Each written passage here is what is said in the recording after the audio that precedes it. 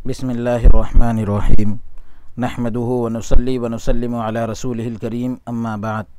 मुअज़्ज़ज़ नाज़रीन इकराम व सामिईन इकराम, अस्सलामु अलैकुम व रहमतुल्लाहि व बरकातुहू। बाबुल इल्म अनवारिया एजुकेशनल सोसाइटी और जामिया अनवारिया के ज़ेर एहतिमाम तसव्वुफ़ की अहम किताब अनफासुल आरिफ़ीन, जो हज़रत शाह वलीउल्लाह मुहद्दिस दहलवी रहमतुल्लाह अलैह की लिखी हुई किताब है, उसका सिलसिलावार दर्स जारी है। और इससे क़ब्ल इससे पहले हमने आप हज़रात की खिदमत में बुज़ुर्गों के अहवाल, बुज़ुर्गों के हालात वग़ैरह ज़िक्र किए और उसी का कुछ हिस्सा आज आपकी खिदमत में पेश किया जा रहा है कि उन्वान कायम किए कहत में खुशहाली, यानी जब लोग भूख और प्यास से परेशान होते हैं, कहत की वजह से लोग परेशान होते हैं, ऐसे दिनों में अल्लाह वाले खुशहाल नज़र आते हैं। हाजी नूर मोहम्मद जो हज़रत सैयद अब्दुल्लाह और ख़लीफ़ा अबुल क़ासिम दोनों के सोहबत याफ्ता और हमारे यार क़दीमी थे, यानी हमारे पुराने दोस्त थे,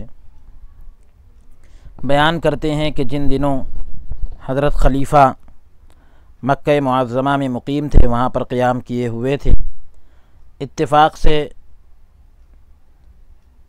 मक्का मुअज़्ज़मा में सख्त कहत पड़ा, यानी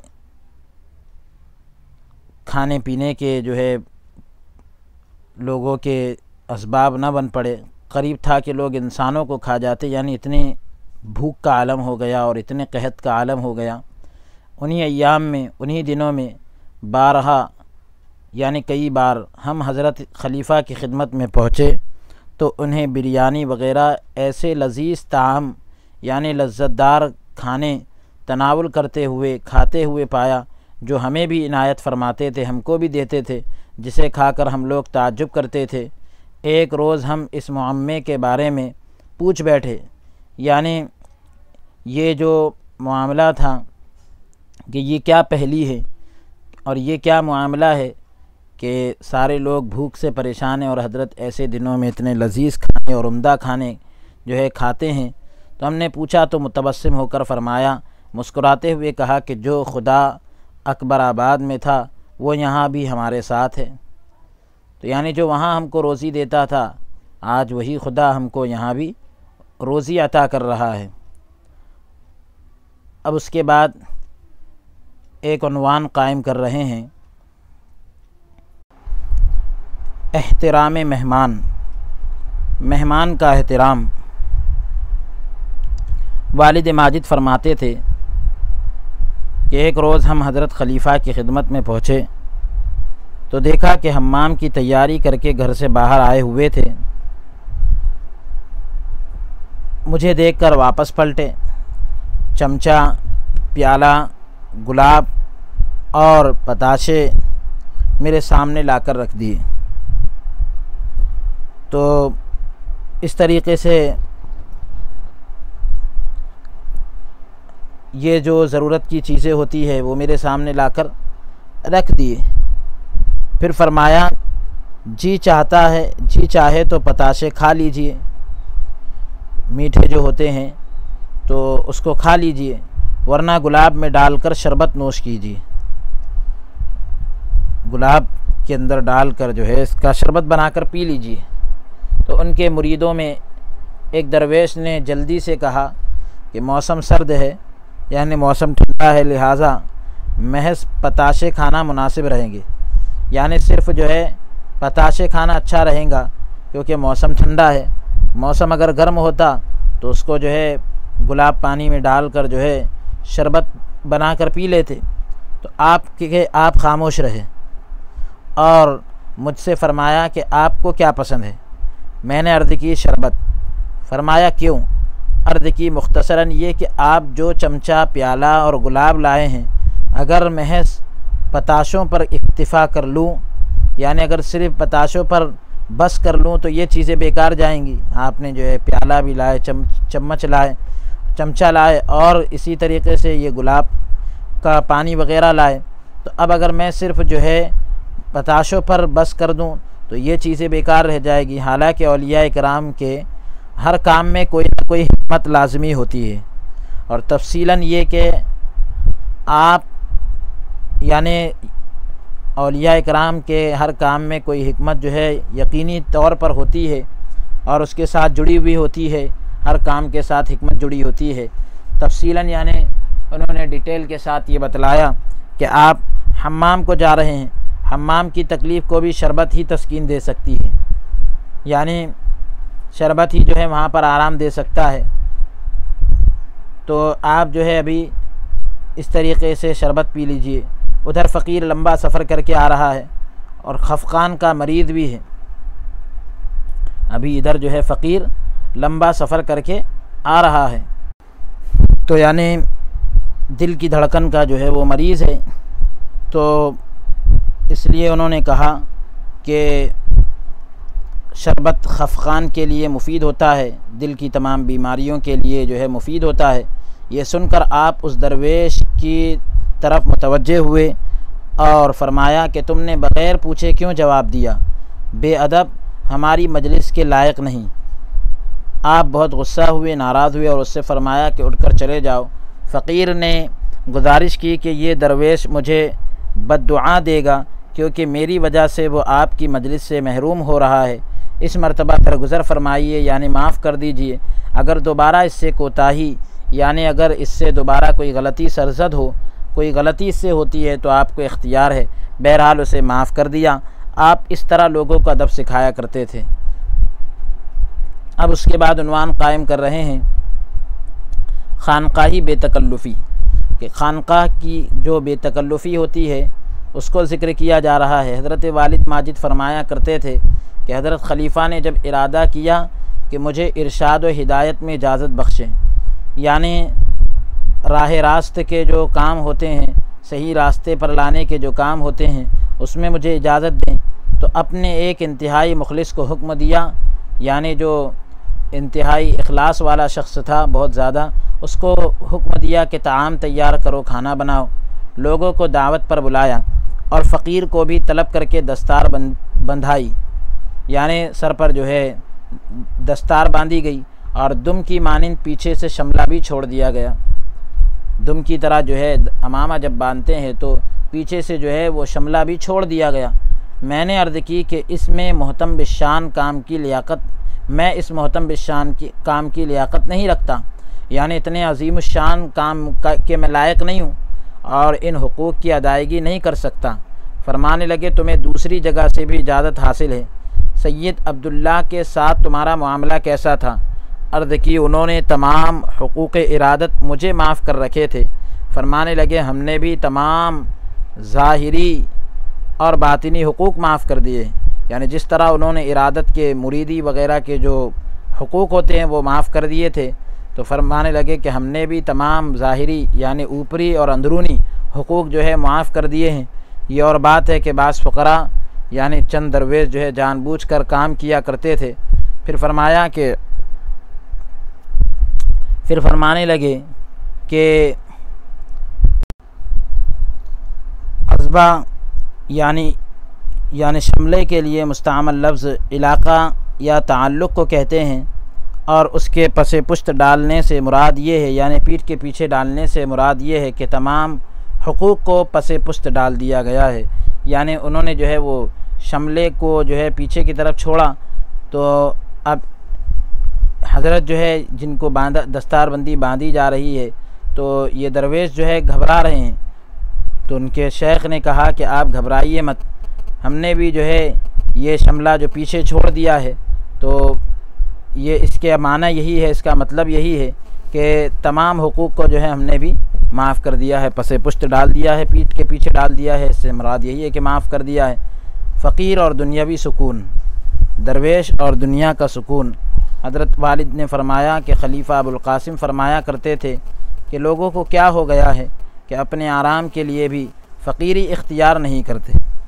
लोगों को क्या हो गया है कि अपने आराम के लिए भी फ़कीरी इख्तियार नहीं करते।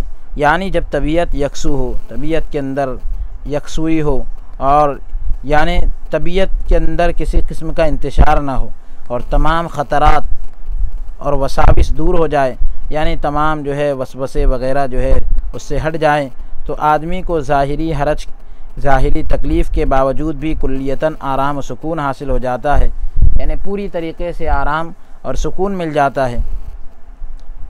फिर सूफिया और वक्त की कद्र।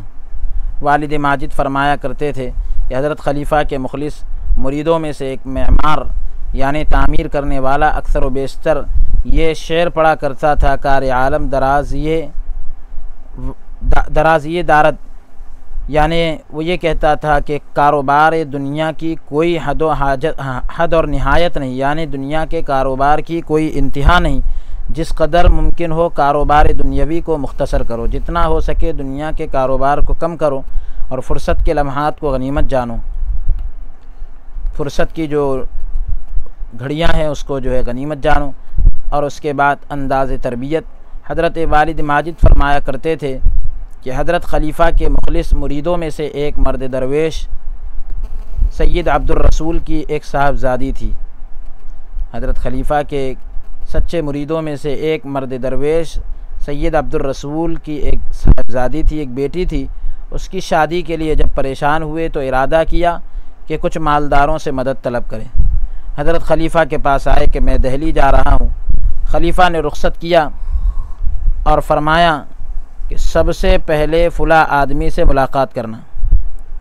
फरमाया कि सबसे पहले फ़ुला आदमी से मुलाकात करना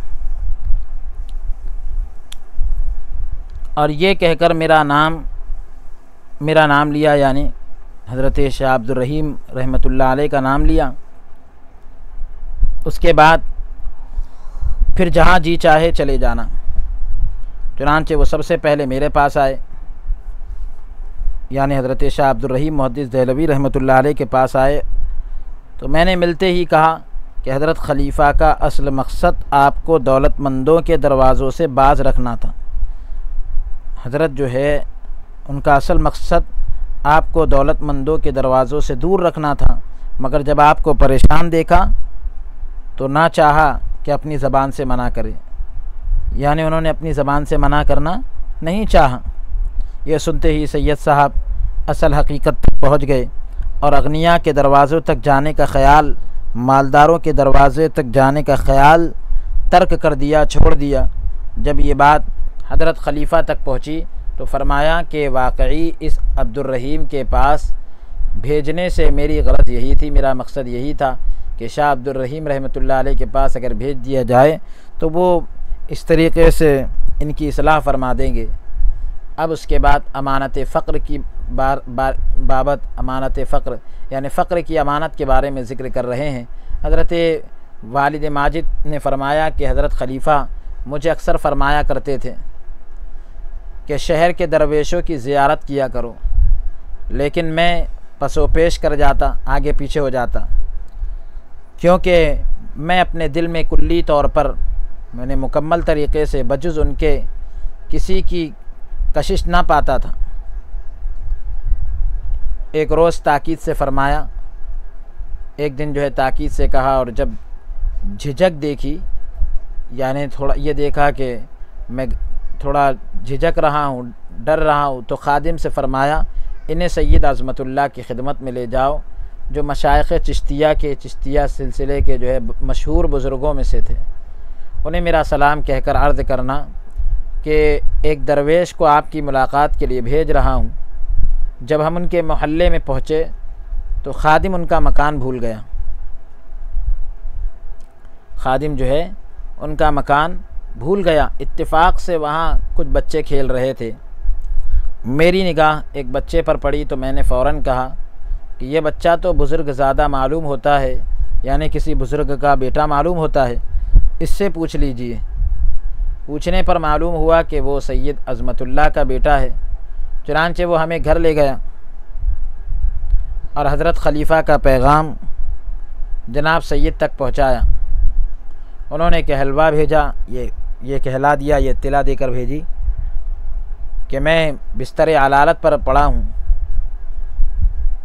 चलने फिरने की ताकत नहीं रखता, ख़ानदान की सब औरतें घर में जमा हैं, पर्दा भी नहीं हो सकता, मुझे माफ़ रखिए, यानी मुझे माफ़ कर दीजिए, मैं इसमें जो है अपने उज़्र पेश करता हूँ। फिर यकायक एकदम जो है एक दूसरे आदमी को भेजा कि हज़रत खलीफ़ा के दरवेशों को बिठाइए और ख़ादिमों से अपनी चारपाई उठवाकर दरवाज़े तक पहुँचाई और फरमाया कि मैं माज़ूर था, मगर फिर ख़याल आया कि हज़रत खलीफ़ा का भेजना हिकमत से खाली ना होगा, इसमें कोई ना कोई हिकमत होगी कि हज़रत खलीफ़ा ने भेजा तो कोई हिकमत तो होगी। फिर मुझसे जो है नाम और नसब और वतन के बारे में पूछने लगे और ख़ूब जांच पड़ताल करते रहे, खूब तहकीक करते रहे, छानबीन करते रहे। मैंने अपने जद्द बुज़ुर्गवार शेख अब्दुल अज़ीज़ शकरबार की निस्बत को मख्फ़ी रखा, यानी छुपाए रखा, क्योंकि मुझे मालूम था कि सैयद साहब का सिलसिला हज़रत शेख तक पहुँचता है और इस एतबार से वो ऐसी तकलीफ़ के वक्त में भी तवाज़ो और ख़िदमत से बाज ना आएंगे, यानी तवाज़ो यानी आजिज़ी और इनकिसारी से और ख़िदमत से जो है नहीं रुकेंगे जो उनके लिए तकलीफ़ दे होगी। अगर वो ख़िदमत वग़ैरह करते हैं तो अब उनके लिए ये बात तकलीफ़ होगी, मगर तकलीफ़ का ज़रिया बनेगी, मगर उन्होंने फ़िरासत से पहचान लिया, यानी दूर अंदेशी से पहचान लिया कि और एक इल्मी इश्काल मेरे सामने पेश करके जवाब के तालिब हुए। यानी एक जो है उन्होंने इल्मी एतराज़ किया, एक इल्मी इश्काल किया और पेश करके जो है जवाब मांगने लगे। तो मैंने अर्ज़ की कि मैं फ़ायदा हासिल करने आया हूँ, ना कि फ़ायदा पहुँचाने। मैं फ़ायदा उठाने आया हूँ, मैं फ़ायदा पहुँचाने नहीं आया हूँ। फरमाने लगे कि हम ये सवाल पेश करने पर मामूर हैं, तो यानी हमको ये सवाल पेश करने पर ज़िम्मेदारी अता की गई। बहरहाल उस वक्त जो कुछ ज़ाहिर और मुनकशिफ हुआ, जो कुछ वाज़े हुआ, तो मैंने बयान कर दिया, जिसे सुनकर उनके चेहरे पर ताज़गी और मसर्रत फैल गई, खुशी के आसार यानी उनके चेहरे पर ज़ाहिर हुए और अपने आप को चारपाई से नीचे गिरा दिया और फरमाया कि नादानी में मुझसे कुछ कोताही सरजद हो गई, यानी हो गया ये नादानी के अंदर मुझसे ये काम हो गया, मुझसे ये गलती हो गई। दौरान गुफ्तगू फरमाया, गुफ्तगू करते वक्त फरमाया कि शेख अब्दुल अज़ीज़ शकरबार क़ुद्दस सिर्रुहु ने मेरे दादा साहब को वसीयत फरमाई थी कि अगर मेरी औलाद में से कोई आपके पास आए और इल्मी इश्काल का जवाब इस तरह पेश करें, इस तरह से इल्मी इश्काल का जो इल्मी जो इश्काल होता है, एतराज़ होता है, तो उसका जवाब अगर कोई इस तरह से पेश करे तो मेरी अमानत उस तक पहुँचा देना, और वो अमानत मेरे बास तबर्रुकात और इजाज़त तरीक़ा पर मुश्तमिल है, उस पर शामिल है। मेरे जद्दे मोहतरम, मेरे दादा मोहतरम जो है ज़िंदगी भर तलाश करते रहे, वो मेरे वालिद को वसीयत फरमा गए। वालिद मोहतरम भी तलाश और तजस्सुस के बावजूद ना पा सके, यानी ऐसा कोई शख्स उनको भी तलाश के बावजूद और ढूंढने के बावजूद न मिल सका। तो नौबत मुझ तक पहुँची, अब बारी जो है मेरी आ गई। मैं भी उम्र भर तलाश करता रहा, ज़िंदगी भर मैं भी तलाश करता रहा और नहीं पा सका, मुझे भी नहीं मिला। अब दम आखिर है, आखिरी वक्त है, इस लियाकत का कोई फ़र्जंद भी नहीं रखता, इस तरह का यानी जिसके अंदर ये लियाकत हो, ऐसा कोई भी शख्स मुझे नहीं मिलता। मगर अल्हम्दुलिल्लाह के साहिब अमानत खूबी तकदीर से सामने आ गया है, यानी खूब जो है अल्लाह की तरफ से फ़ैसला हुआ कि ये अमानत का हक़दार आज जो है ख़ुद मेरे सामने आ गया। तकदीर ख़ुद मेरे सामने उसको लेकर आ गई और बड़ी अच्छी तरीक़े से लेकर आई। ये कहकर अमामा मेरे सर पर बांधा, इजाज़त तरीक़त इनायत फरमाई, काफ़ी मिक़दार में शीरीनी यानी मीठी चीज़ और कुछ नक़द नजराना भी पेश किया। जब मैं वापस लौटा तो हज़रत खलीफ़ा खुश रूई से मिले, यानी अच्छे अखलाक से मिले, अच्छे चेहरे से, खुशी वाले चेहरे से मिले और फरमाया कामिल और भरपूर होकर आए हो। मैंने वो सब कुछ उनकी खिदमत में पेश कर दिया। फरमाने लगे नक़द ज़ाहिरी खुशहाली की तरफ इशारा है, जो आपने ज़ाहिरी तौर पर जो नक़द पेश किया है, नक़दी जो दिया है पैसे वग़ैरह की शक्ल में या जो भी, तो ये खुशहाली की तरफ इशारा है। और अमामा जो आपने दिया है ये सुकून क़ल्ब और इजाज़त तरीक़त की तरफ इशारा है। दिल के सुकून और तरीक़त के मामले में जो इजाज़त दी जाती है उसकी तरफ इशारा है। और इन दोनों चीज़ों में कोई किसी का हिस्सेदार नहीं हो सकता।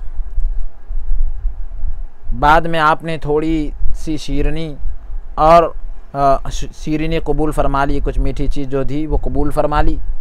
वालिद माजिद ने फरमाया कि इस क़िस्से से कई करामात का इंकिशाफ होता है, कई करामतें वाज़ेह होती हैं, खुलकर सामने आती है। ख़ास तौर पर शेख अब्दुल अज़ीज़ और हज़रत खलीफ़ा अबुल क़ासिम अल्लाह उनसे राज़ी हो, तो ये दोनों हज़रात की करामात का इज़हार होता है। अब उसके बाद सवाने शाह अज़मतुल्लाह रहमतुल्लाह अलैह, हज़रत अज़मतुल्लाह शाह की जो है सवाने का ज़िक्र किया जा रहा है। राक़िमुल हुरूफ़ यानी हज़रत शाह वलीउल्लाह मुहद्दिस देहलवी रहमतुल्लाह अलैह कहते हैं कि मिफ्ताहुल आरिफ़ीन की तहक़ीक़ के मुताबिक जो मीर मोहम्मद नौमान नक्शबंदी के अखलाफ़ यानी उनके तसानीफ़ में से है, शाह अज़मतुल्लाह इब्न बदरुद्दीन इब्न सैयद जलाल क़ादरी मुतवक्किल अकबर आबादी के फ़र्ज़ंद अर्जुमन और हुसैनी तिरमिज़ी सादात में से थे।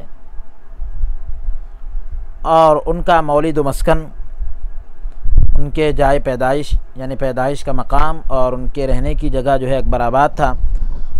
और मदफन यानी उनके दफन होने की जगह भी यही शहर बना। नायाब शख्सियत के मालिक थे, फ़ुक़रा हो या अगनिया यानी फ़कीर लोग हो या मालदार लोग हो, सबसे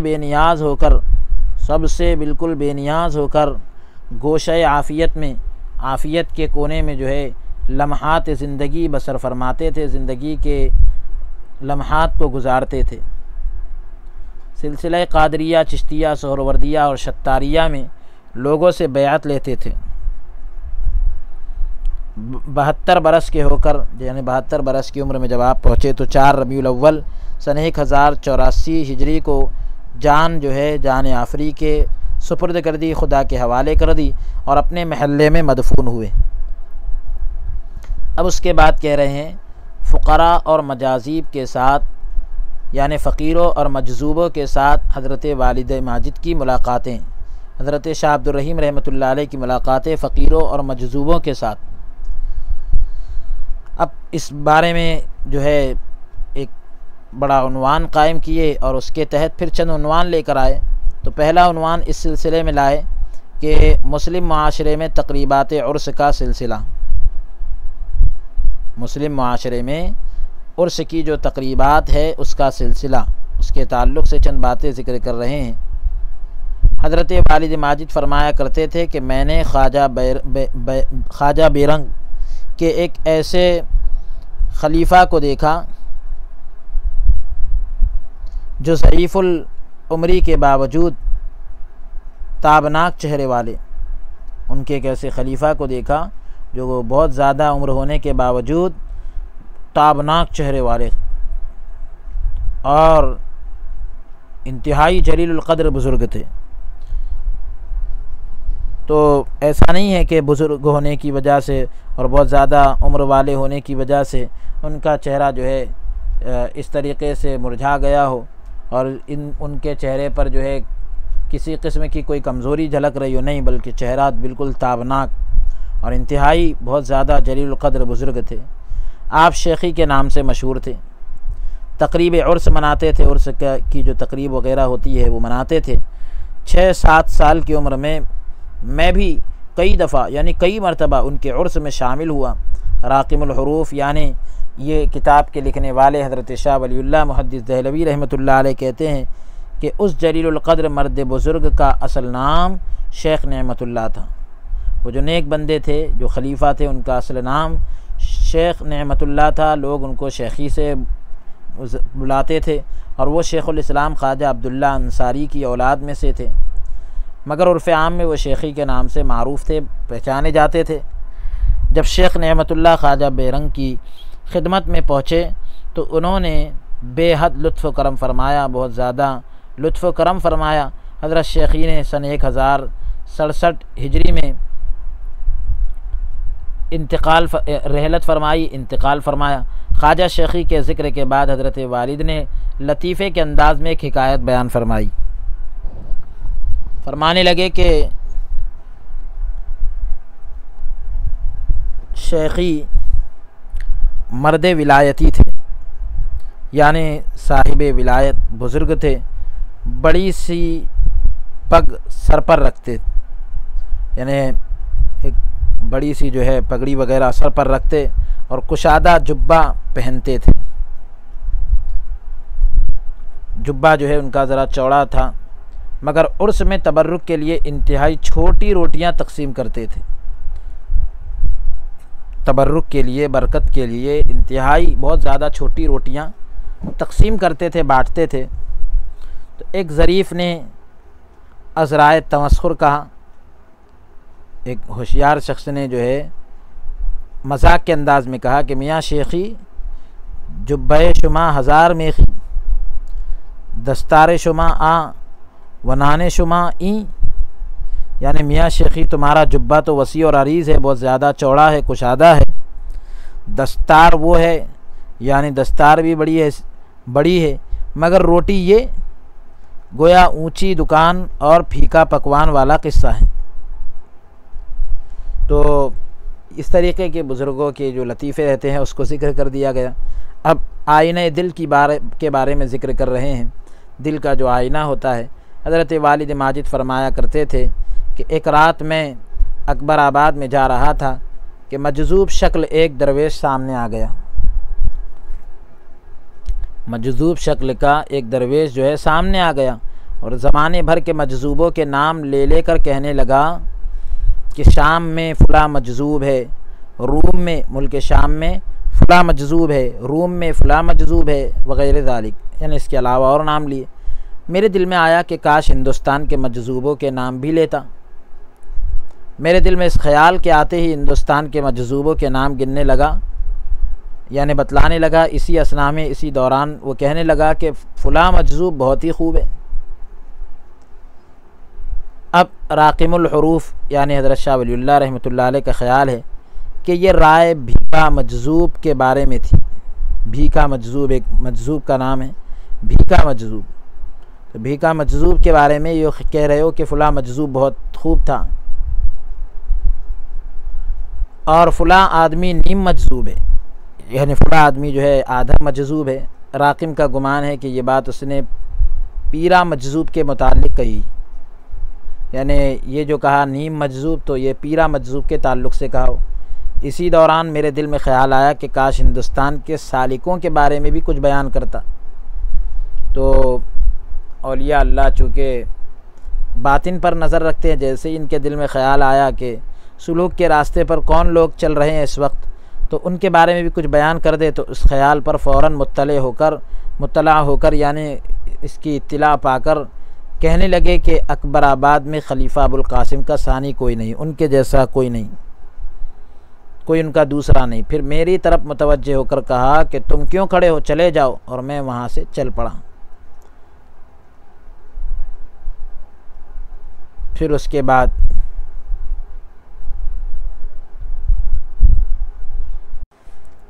मनवा मजज़ूब का ज़िक्र कर रहे हैं। हज़रत वालिद माजिद फरमाया करते थे कि एक मरतबा मैं किसी तकरीब के सिलसिले में सोनीपत गया, ये पानीपत के करीब में है सोनीपत। तो दिल में आया कि मनवा मजज़ूब की ज़ियारत भी कर लूँ। उनकी जगह पर गया तो वो सोए हुए थे। मेरी आहट पाकर गुदड़ी लपेट ली और सीधे होकर बैठ गए और अपना सतर ढाँप लिया, जो सतर होता है उसको छुपा लिया। कुछ देर बाद मैं यूं ही बैठा रहा और वो भी खामोश रहे। बिल आखिर मैंने आगाज़ कलाम किया, बातचीत शुरू की। आखिर मैंने जो है बातचीत शुरू कर दी और कहा कि मैं आपसे कुछ पूछना चाहता हूँ, मैं आपसे कुछ पूछना चाहता हूँ, अगर होश और आगही से जवाब दें तो पूछूं, यानी पूरे होश और आवाज़ के साथ अगर जवाब देंगे तो मैं पूछता हूँ, वरना रहने दो। फरमाया हत्तल इम्कान एहतियात बरतूँगा, जहाँ तक हो सकेगा एहतियात करूँगा। मैंने पूछा कि आखिर मंजिल सलूक में आपको वो कौन सा मकाम हासिल हुआ है कि अक्ल व शऊर से भी हाथ धो बैठे हैं, अक्ल और होश से भी आप जो है हाथ बैठे हैं, तो आखिर आपको सलूक की मंजिल में वो कौन सा मकाम हासिल हो गया कि आप अक्ल से और होश से भी हाथ धो बैठे। कुछ देर सोचकर कहा कि अगर कोई शख्स गर्मी से शराबोर होकर आए, अगर कोई शख्स जो है गर्मी से एकदम पसीना पसीना होकर आए और अचानक ठंडी हवा चलने से उसे राहत और फराहत नसीब हो, खुशी और आराम नसीब हो, तो उस राहत को तुम किन अल्फाज से ताबीर करोगे, किन अल्फाज से बयान करोगे। मैंने कहा ये कुछ और इससे भी बेहतर बहुत कुछ सालिकान तरीक़त को हासिल होता है। मैंने कहा ये कुछ और इससे भी बेहतर बहुत कुछ जो है तरीक़त के रास्ते पर चलने वालों को हासिल होता है, मगर बावजूद इसके उनकी अक्ल बरकरार रहती है, जमी भी रहती है। तो कहने लगे कि ये फ़ज़ल और अता इलाही है, खुदा का फ़ज़ल है और खुदा की अता है, जिसको जिस हाल में चाहे रखें। तो बुज़ुर्गों के हालात अलग अलग होते हैं, तो हर एक के मामलात अलग अलग होते हैं। कोई जो है बेखुद हो जाता है और कोई मस्त हो जाता है, कोई मजज़ूब हो जाता है, वग़ैरह वग़ैरह। अब उसके बाद मुजाहिदात सलूक के बारे में कुछ बातें ज़िक्र की जा रही है। सलूक के अंदर कितनी मशक्क़तें और मुजाहिदात करने पड़ते हैं वो ज़िक्र किए जा रहे हैं। वालिद माजिद फरमाया करते थे कि एक दफ़ा को यानी एक मरतबा मेरे वालिद जद्द शाह वलीउल्लाह यानी हज़रत शाह वलीउल्लाह रहमतुल्लाह अलैह के दादा किसी दूर दराज सफ़र से आए हुए थे और इरादा ये था कि शहर से बाहर ही किसी दूसरे सफ़र पर चले जाएं। मुझे तलब फरमाया, मुझे बुलाया, मैं ज़ियारत को चल पड़ा। रास्ते में मेरा गुज़र एक बारौनक बाग पर से हुआ, एक ऐसे बाग पर से हुआ जो बहुत बारौनक था, उसमें बहुत रौनक थी। मैं उसमें सैर व तफरी करने लगा, घूमने लगा, तफरी करने लगा। उसमें एक दरख्त था जिसकी शाखें ज़मीन से लगी हुई थी, तो उन शाखों की गुफ़ा में, जो शाखों की गुफ़ा होती है, तो उसमें एक मुगलाई सूरत मजज़ूब बैठा था। मुगलाई सूरत का जो है मजज़ूब बैठा था। मुझे देखते ही आवाज़ आई, आवाज़ दी कि दोस्त इधर आओ, कुछ देर हमारे साथ भी बैठो। मैं जाकर बैठ गया।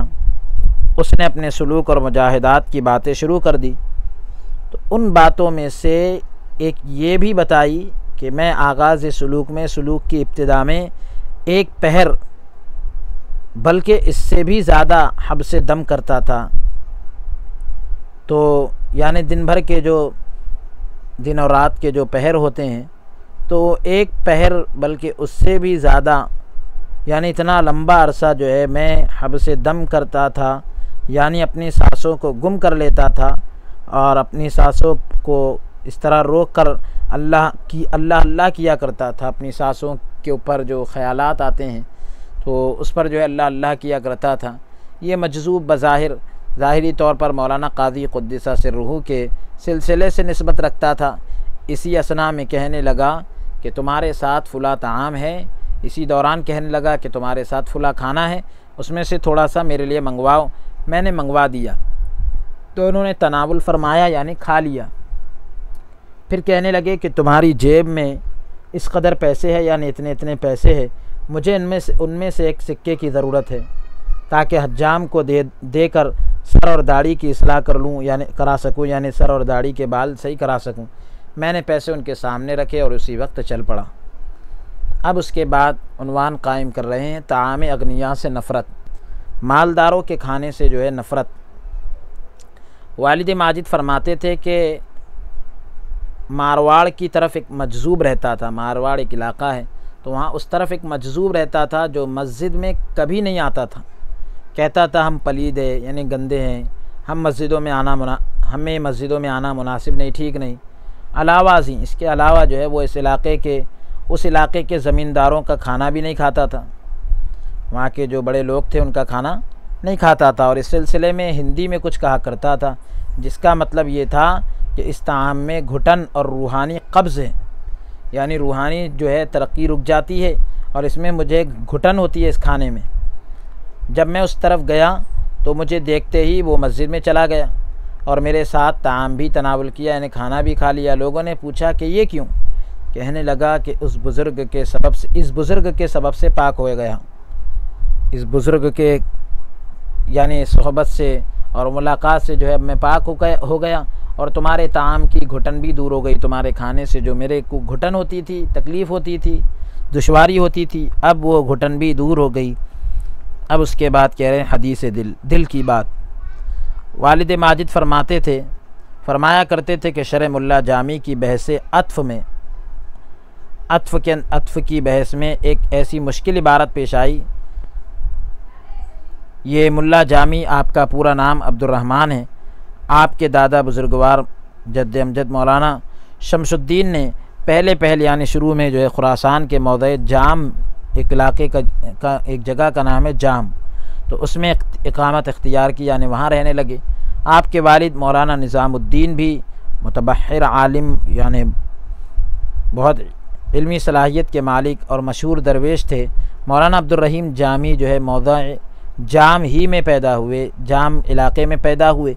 अल्लाह ताला ने आपको मजमूए कमालात और जामे शख्सियत बनाया, बहुत ज़्यादा कमालात के आप जामे हैं और आपके अंदर बहुत सारी खूबियों को अल्लाह ने जमा कर दिया। इल्म नहव में आपकी किताब शरह मुल्ला अपने मौजू की शरह मुल्ला जो है अपने मौजू की बेहतरीन किताब समझी जाती है। आपका आरिफाना, आशिकाना और नातिया कलाम बेहद मकबूल है। आप जो है 19 रबीउस्सानी सन 896 हिजरी को खुद वासिल भाक हुए, खुदा से जा मिले। तो बहरहाल उनकी किताब मुल्ला जामी, उसमें अत्फ़ में एक ऐसी मुश्किल इबारत पेश आई, यानी एक इबारत को दूसरी इबारत से जोड़ने के लिए, एक लफ्ज़ को दूसरे लफ्ज़ से जोड़ने के लिए जिन हरूफ का इस्तेमाल किया जाता है, तो यानी एक को दूसरे पर जो है अत्फ़ करते हैं, जोड़ते हैं और इसके अलग हरूफ आते हैं, हरूफ अत्फ़। तो बहरहाल जिसको बड़े बड़े फ़ुज़ला और खुश मिजाज यानी दूसरों को जज करने के लिए अपना मौजू बनाए रखते थे, तो आगाज़ जवानी के शुरुआत में मैंने एक रात उस मकाम का मुताला किया, उस जगह को मैंने जो है गौर से पढ़ा और एक एतराज़ मुरतब करके, एक एतराज़ को तरतीब दे के शेख हामिद के सामने पेश किया। कहने लगे बेआइनिही यही एतराज़, ठीक इसी तरह यही एतराज़ मुझे सूझा है, यानी यही एतराज़ मेरे ख़्याल में भी आया है। तो अब दूसरी रात मैंने उसका हल सोचा।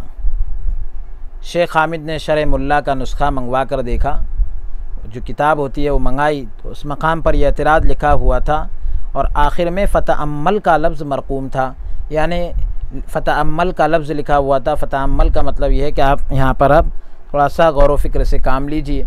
कहने लगे कि इबारत में तअम्मुल और गौर व फ़िक्र से यही हल निकल सकता है, इबारत में गौर करने से यही हल निकल सकता है। तीसरी रात मैंने उस हल को कमज़ोर कर डाला और एतराज़ की तक़वियत की, यानी एतराज़ को और मज़बूत कर डाला। बहरहाल मैं उसी बहस व मुबाहिसे में मस्जिद जट्टू नामी मस्जिद थी, उसमें जो है आधी रात तक मुताला करता रहा, पढ़ता रहा। उसी दौरान एक रात मैं अकेला था कि एक कशीदा कामत खुशरो मजज़ूब आया। एक जो है अच्छी कद वाला शख्स जो है और इसी तरीक़े से अच्छे चेहरे वाला मजज़ूब मेरे सामने आया और जो फ़ारसी में कलाम के मोती लुटाता रहा, फ़ारसी ज़बान में बात के जो है मोती लुटाता रहा, मेरे करीब आ बैठा और खुश तबई से यानी बड़े अच्छे अंदाज से वो कहने लगा कि उस्ताद, दस्तार का शमला छोड़ना मकरूह है या हराम? पीछे अमामे का जो कपड़ा छोड़ते हैं तो ये मकरूह है या हराम है? मैं उन दिनों शमला नहीं रखता था, मैं जो है शमला नहीं रखता था, यानी पीछे जो है कपड़ा नहीं छोड़ता था। तो मैंने दस्तार के नीचे से इस कदर कोना खींचा कि शमला बन गया, थोड़ा सा कोना पकड़ के खींचा कि वो शमला बन गया, क्योंकि मैं नहीं रखता था। तो उन्होंने पूछ लिया कि भाई ये मकरूह है या हराम है, यानी आप नहीं रखते हैं तो क्यों नहीं रखते? फिर मैंने फ़ौरन कहा कि बाद रिवायात में सुन्नत है और बाद में मुस्तहब है। तो ये हरकत देखकर वो बहुत हंसा, यानी वो मजज़ूब जो है हंसने लगे कि इन्होंने कितनी जल्दी जो है अपना जो है शमला नीचे की तरफ छोड़ दिया, हालांकि इनका जो है शमला छोड़ा हुआ नहीं था। इसी असना में, इसी दौरान में उसने कहा कि किस कदर अच्छी रात है, यानी कितनी अच्छी रात है, किसी तालिब की गर्दन पर सवार होकर उसे इस मस्जिद में दौड़ाना चाहिए। किसी तालिब की गर्दन पर सवार होकर, तलबगार जो राह हक़ का तलबगार होता है, उसकी गर्दन पर सवार होकर जो है इसे इस मस्जिद में दौड़ाना चाहिए, यहाँ तक कि वो बेहोश होकर गिर पड़े। मैं डरा कि कहीं मुझ पर न झपटे। खंजर मेरे पास था, उसे हाथ में मजबूत पकड़कर मैंने कहा, आज रात कितनी अच्छी है, किसी दरवेश को ज़िबा करके उसका गोश्त पोस्त खाना चाहिए। बहुत हंसा और कहा, ए उस्ताद, ये किस किताब में पढ़ा है कि दरवेशों को ज़िबा करना और उनका खाना हलाल है? मैंने कहा, और तुमने ये किस किताब में पढ़ा है कि तालिब इल्म पर सवार होकर उसे बेहोश करना मुबाह है? आप जो है मेरे ऊपर सवार हो गए और मुझे बेहोश कर दिए, तो ये कहाँ तक जायज़ है? कहने लगा, मुबाह है का मतलब ये कि जायज़ है। कहने लगा कि इन अल्फाज से मैं मजाजी माना ले रहा था, मतलब माना कुछ और ले रहा था, यानी तालिब इल्म को अपने तसर्रुफ़ में लेकर उसे दुनियाए आबो गिल की तकालीफ से नजात दिलानी चाहिए। अपने तसर्रुफ़ में लेकर, ये दुनियाए आबो गिल कहलाती है, ये मिट्टी और पानी वाली जो दुनिया है, उनकी तकलीफ़ों से नजात दिलाना मैं चाह रहा था। मैंने कहा कि मैं भी मजाजी मानों में कह रहा था, यानी हकीकत में नहीं कह रहा था, बल्कि कह रहा था कुछ और मुराद ले रहा था कुछ। तो मैं भी मजाजी मानों में कह रहा था, ये जो कह रहा था मैं कि दरवेशों को ज़िबा करके उनका गोश्त वग़ैरह खाना चाहिए। तो यानी मतलब ये कि दरवेश क़ल्ब पाक को कुल्ली तौर पर अपनी तरफ मुतवज्जे करके उससे कमालात हासिल करने चाहिए। मैं जो कह रहा था कि उनको ज़िबा करके खाना चाहिए, तो उससे मुराद ये है कि दरवेश के दिल को पूरी तरह पर अपनी तरफ मुतवज्जे करके उससे जो है कमालात हासिल करना चाहिए। कहने लगे कि मजाज को हकीकी मानों से कुछ ताल्लुक़ होना चाहिए। मजाज को जो है हकीकी माने यानी हकीकत और मजाज में कुछ न कुछ ताल्लुक़ होना चाहिए। मेरे मजाज का ताल्लुक़ ज़ाहिर से है, फरमाइए तुम्हारे मजाज का हकीकत से क्या ताल्लुक़ है? मेरे मजाज का ताल्लुक़ तो ज़ाहिर है, पता चल रहा है, लेकिन तुमने जो मजाज हकीकत बोलकर मजाज मुराद लिया है, तो उसका हकीकत से क्या ताल्लुक़ है? मैंने कहा, मनक़ूल है, यानी नक़ल किया गया कि इमाम अबू हनीफ़ा रहमतुल्लाह अलैह ने आगाज़ उम्र में, यानी अपने उम्र के शुरुआत में ख्वाब देखा। ख्वाब ये देखा कि हज़रत पैगम्बर सल्लल्लाहु अलैहि वसल्लम की हड्डियाँ मुबारक कब्र से बाहर निकालकर उन्हें एक दूसरे से छाँट रहे हैं। आप इस ख्वाब की हैबत और अज़मत से मुतासिर होकर बेदार हो गए और मशहूर मुअब्बिर यानी ताबीर बयान करने वाले इब्न सीरीन के असहाब में से एक के सामने ये ख्वाब बयान किया। तो उन्होंने कहा, मुबारक और बशारत हो, खुशखबरी हो, बरकत हो आपके लिए कि तुम सुन्नत नबवी सल्लल्लाहु अलैहि वसल्लम को बखूबी पहचानोगे, नबी करीम सल्लल्लाहु अलैहि वसल्लम की सुन्नतों को अच्छी तरह से पहचानोगे और सही को गलत से जुदा कर सकोगे, अलग कर सकोगे। ये ताबीर मेरे मजाज के ताल्लुक़ पर शाहिद है।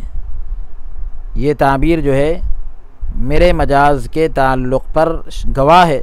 दौरान गुफ्तगू करते हुए उन्होंने कहा कि अगर इन 3 रातों में ज़िक्र इलाही करते तो उखरवी फ़वाइद हासिल होते।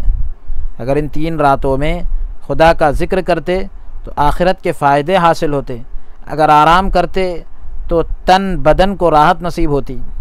मुर्दों के झगड़ों से तुझे क्या हासिल, यानी जिस्म को तुमको आराम मिलता और आखिरत के फ़ायदे हासिल होते। अगर 3 रातों में खुदा का ज़िक्र करते तो इस तरीक़े का मामला तुम्हें हासिल होता कि बदन को आराम भी मिलता और आखिरत के फ़ायदे हासिल होते। मुर्दों के झगड़ों से तुझे क्या हासिल। अर्ज़ की सच कहते हो, मगर क्या करूं, ऐसी इल्मी तहक़ीक़ात से इस कदर उल्फ़त पैदा हो चुकी है कि उसका तर्क मुमकिन नहीं। मैंने यानी मतलब ये कि मैं इसको अब छोड़ नहीं सकता। फरमाने लगे खुश हो, यानी मोहब्बत अगर आपको इल्मी तहक़ीक़ात से और रिसर्च वग़ैरह से आपको इतनी मोहब्बत हो चुकी है तो कि उसका छोड़ना मुमकिन नहीं, तो फरमाने लगे कि बहुत खुशी की बात है। इन लायानी उमूर यानी बेकार उम्र जिसका कोई फ़ायदा नहीं, ऐसे कामों के तर्क का ज़माना करीब पहुंच गया है। फिर फरमाने लगे कि मुझसे एक शेर लिख लो, यानी मेरी तरफ मैं एक शेर बोलता हूँ उसे लिख लो। अर्ज़ की दवात और कलम साथ नहीं। मैंने कहा दवात और कलम मेरे पास नहीं। फरमाने लगे हाफ़ज़े पर नक्श कर लो, अपनी याददाश्त के अंदर लिख लो कारे। फिर उसके बाद कहते हैं, फ़ारसी का शेर है जिसका तर्जुमा आपकी खिदमत में पेश किया जा रहा है कि ज़िंदगी के सफ़र में कोई काम न कर सके कि सुबह तुलू हो गई। ज़िंदगी के सफ़र में कोई काम न कर सके कि सुबह तुलू हो गई। चिराग खाना की बत्ती यूं ही अफसाना गोई में जलकर रह गई।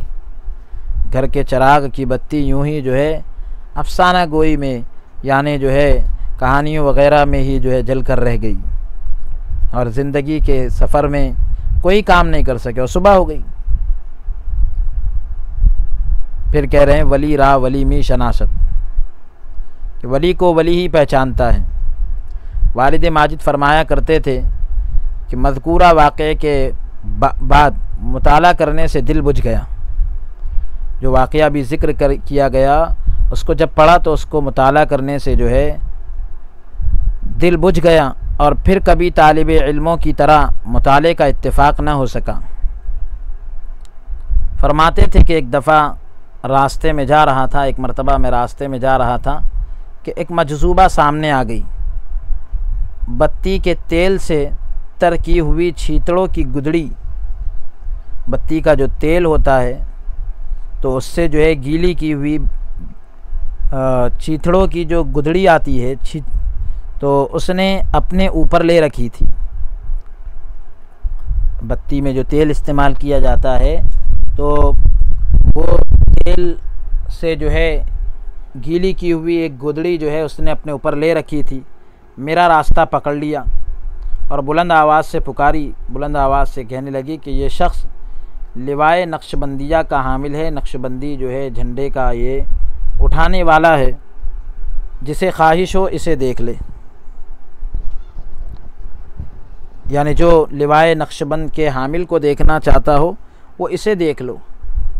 मैंने कहा कि इससे ज़्यादा मुझे रुसवा मत करो, इतना मुझे जलील मत करो।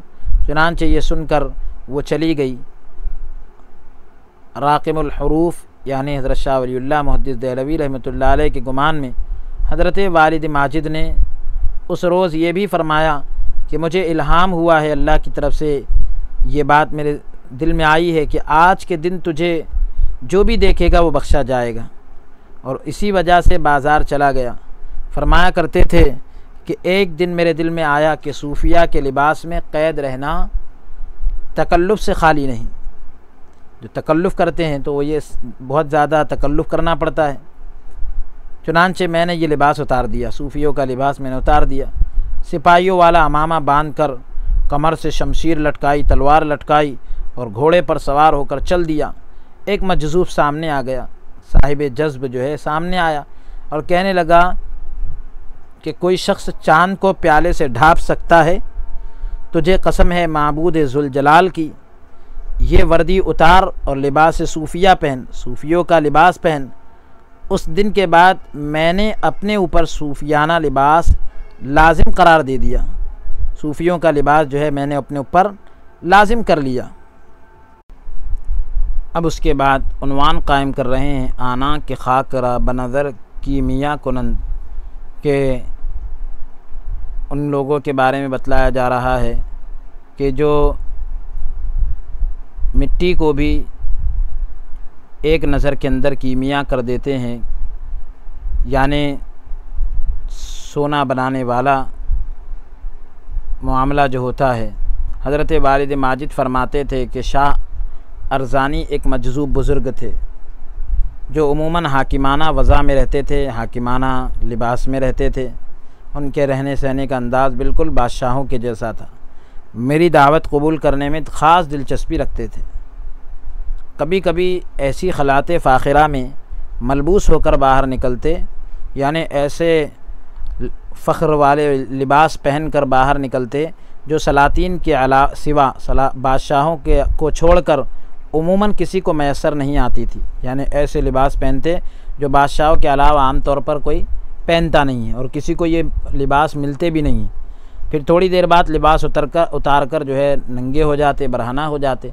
एक रोज़ हम मस्जिद जट्टू में बैठे थे कि मैं उठकर कहीं चला गया और अहले खाना को भी, यानी घर वालों को भी मजज़ूब की खिदमत और मेहमान नवाज़ी के बारे में कुछ कहना भूल गया। अब 15 दिनों बाद मैं वापस आया तो उन्हें वहीं पाया। इस अरसे में यानी 15 दिन के ज़माने में 1-2 बार से ज़्यादा उन्हें खाना न मिल सका, मगर इसके बावजूद उनके बदन पर नकाहत यानी कमज़ोरी वग़ैरह के कोई आसार नहीं थे।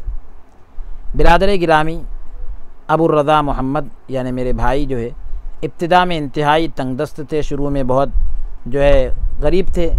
तो उन्होंने इस सिलसिले में इन्हीं मजज़ूब बुज़ुर्ग से रुजू किया कि भाई मैं बहुत तंगदस्त हूँ। इस बारे में मजज़ूब बुज़ुर्ग से ताल्लुक़ कायम किया तो मजज़ूब ने कहा 41 बार सूरह मुज़म्मिल पढ़िए आप। मजज़ूब ने 41 बार सूरह मुज़म्मिल पढ़ने को कहा। अल्लाह ताला ने बिरादर गिरामी को यानी शेख अबू रज़ा मोहम्मद को वुसअत और खुशहाली से सरफराज फरमाया, यानी रिज़्क़ में जो है बरकत दी और कुशादगी हुई और बहुत खुशहाली आ गई उनकी ज़िंदगी में। एक दफ़ा यानी एक मरतबा किसी दोस्त के बारे में उनसे सिफारिश की कि तंगदस्त और आयालदार है, यानी एक तो ये कि घर के अखराजात बहुत है, फैमिली बड़ी है और इसके जो है हाथ टाइट है, मतलब ये कि इसके पास जो है गरीबी बहुत, इसके पास अमीरी नहीं बल्कि गरीबी है, मामला इसका गुर्बत वाला है। तो इस पर तवज्जो फरमाइए। चंद शराइत के साथ एक दुआ पढ़ने को फ़रमाया। इन शराइत में तर्क किज़्ब यानी कुछ कंडीशंस रखी। तो एक तो ये कि झूठ को छोड़ दे और तर्क क़त्ल हैवान भी शामिल था कि जानवरों को मारना भी छोड़ दे। इसी दौरान उसने एक जूं को मारा और एक लड़के को बुलाकर कहा आओ और ले जाओ, मगर दिया कुछ नहीं। ये सुनकर मजज़ूब ने फरमाया अब ये दुआ पढ़ने की तकलीफ़ ना उठाओ, यानी आप ये जो दुआ वगैरह पढ़ रहे थे, ये जो अमल मैंने बतलाया था, ये आप मत पढ़िए, तुम्हें कुछ फ़ायदा नहीं होगा, क्योंकि अब तुमने जू मार दी। हमने कहा था जानवर को मत मारना, मगर उसने चिल्ला पूरा किया और तवज्जो वज़ारी के साथ मजज़ूब से रुजू किया, यानी मजज़ूब की तरफ फिर अब लौटा। तो मजज़ूब ने एक कोरा बर्तन तलब किया, एक कोरा बर्तन मंगाया और उसमें नक्श लिखा और सीमाप डाल कर जो है आग पर रख दिया। तो नक्श को जो है मतलब ये कि वो बर्तन में डालकर उस बर्तन को आग पर रख दिया। उसमें से थोड़ा सा जोड़ा बना और कुछ ऐसे ही रह गया, कुछ जो है जोड़ा बना और कुछ ऐसे ही रह गया। अब उसके बाद उन मजज़ूब की ज़बान से मालूम हुआ कि ये शख्स इस काबिल नहीं था, वरना मैंने जो कुछ चाहा है वो बग़ैर किसी शर्त के हो जाता रहा है। तो यानी ये है कि ये आदमी जो है इसके काबिल नहीं था, वरना हम तो इसको बहुत नवाजना चाहते थे।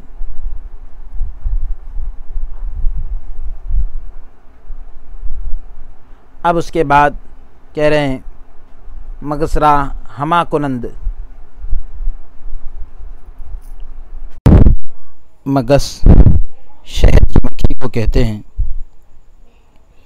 हज़रत वालिद माजिद फरमाया करते थे कि शेख लाल के पास अजीब किस्म की दुआएं थी।